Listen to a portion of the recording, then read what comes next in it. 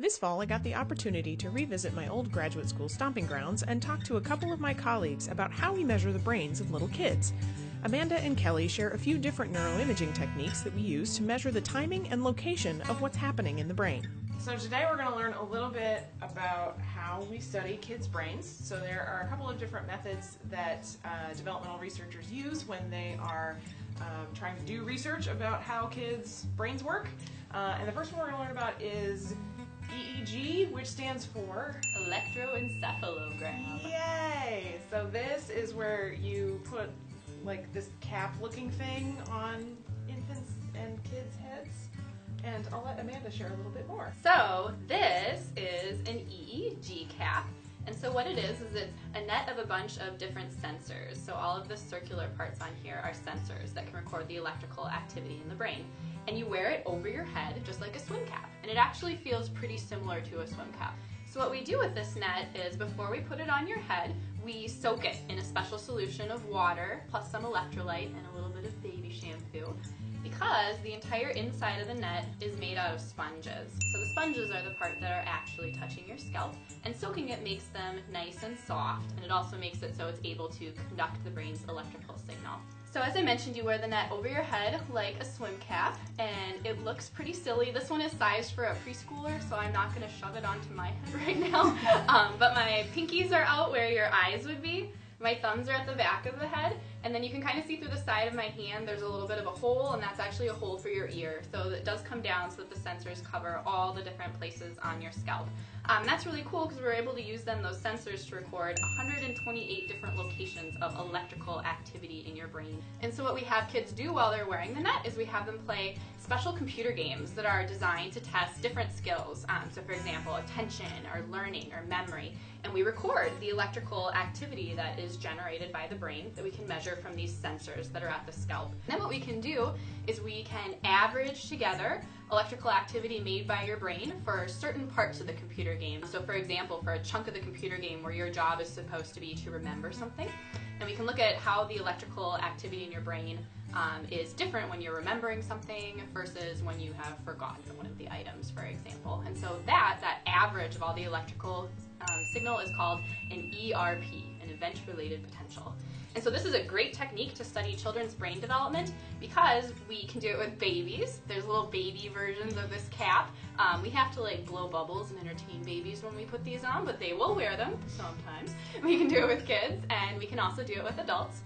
It's completely non-invasive since it's sitting right on the surface of your scalp, and it doesn't hurt, doesn't itch, your head just feels a little bit wet, and it gives us really great, precise information about the timing of how things are processed in your brain. So then we moved on to another technique we use to study the brain. So I'm here today to show you some more cool stuff about how we study kids' brains. And so we're going to be checking this thing out. It's not a real MRI, otherwise I couldn't have the camera in here, but it is a pretend MRI that we use sometimes to get kids used to having an MRI before they go over and get a real one. This is an MRI machine, as Sarah mentioned, although it is a practice one. It is made out of wood, basically like a prop for a play.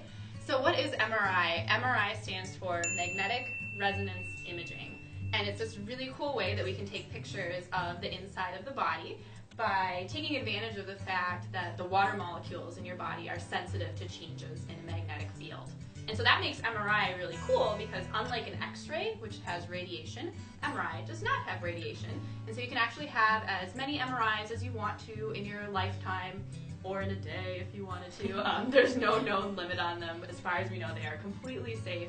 And so that makes MRI a great way to study brain development in children because we can actually do MRIs like EEG with infants, with preschoolers, with adolescents, and with adults to study the brain. So there are three main types of images we can get from the brain using MRI that tell us about how the brain is developing in children. The first kind is called a structural MRI image, and it tells us about the structure of the brain. So we can actually see the brain's gray matter and white matter, the neurons and the connections that are running back and forth between the neurons in the brain. The second type of special image that we get from MRI is called functional MRI images, fMRI, you may have heard of it before. It's the one you see show up with glowing blobs on brains in the newspaper, and it tells us about how different parts of the brain are functioning or are working hard when you're trying to do some type of cognitive task. So if you're doing an fMRI study, that means we've designed some type of special computer game that's designed to measure something like attention or learning or memory, and we're looking at how the brain responds and what parts of the brain are being used. And then the third type of MRI image we get tells us a lot about the connections of the brain. So where are there major pathways in the brain, what parts of the brain tend to be active at the same time together, and again, how could this change over development? MRI has been used to study children's brains for many years, but more recently researchers have begun to use MRI to study the brains of infants as well. So researchers have developed a lot of techniques to use with infants. So initially, when we have infants come into the lab, we give their parents sounds of MRIs to listen to.